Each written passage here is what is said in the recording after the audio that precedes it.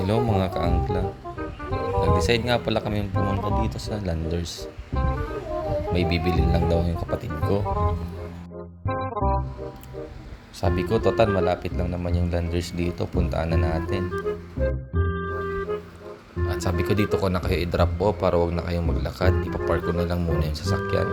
Kasi kung kasama pa kayo, baka lumayo pa. Lalakaran. O yan na nga yung mga bata. Lumabas na sa sasakyan. Excited sila. At bago yan lahat, ang ganda pala dito sa Landers.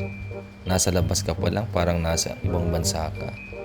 Parang sa US, ganito yung ambience. Malaki yung space at wala pang bayad. Di tulad ng iba dyan. Papasok ka ng ibang mall, may bayad. Wow naman! Wow! Wow!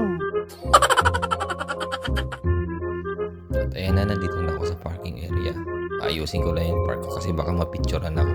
At maipost. Sisikat pa tayo nun. Gago! At ayan na, lumabas na ako. Talaga napakalaki naman yung Landers. So tignan mo, parking area pa lang, napakalawak na.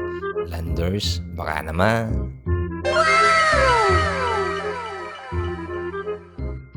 Bagong bukas lang pala kasi yung Landers dito sa Naga.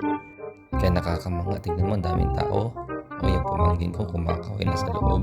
At ayan na nga, nakapasok na kami. Yung mga bata tumatakbo pa. Talagang masaya sila. Ayan, naglakad-lagad na kami. Halos nandito na lahat sa Landers. Alak, chocolate, lahat nandito na. Sabi ko pala sa kapatid ko, putlanan natin yung bibili natin. Diretso na tayo. Kasi baka maubusan tayo ng oras. Hapon na kasi. At mag-iinom pa kami mamaya. Uhaw na si Kaangkla. Ayoko! Ayoko! Mata pa ko! Yan. Pumili na kagad ng JD. At yan. Yung mga babae parang gusto bumili ng wine. Sige, sabi ko kumuha na kayo. Hindi naman ako yung magbabayad eh. Are you crazy? Are you out of your mind? At yan, may madadaanan kaming pre-taste. Basta pre-taste, titikman natin yan. Ayan, yung mga bata kumakain ng pre-taste. Papunta na kami sa cashier at magbabayad na. Ay hindi pala, nakabayad na, palabas na pala. Gago!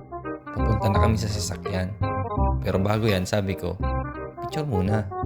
Para meron tayong memories. Dito tayo magpa-picture sa bago kong sasakyan. Ay, hindi pala to sa akin. Are you crazy? Are you out of your mind? Ayan, sumama na yung kapatid ko at yung mga bata. Magpa-picture. Pero bago yan, malapit na pala itong matapos yung video ko.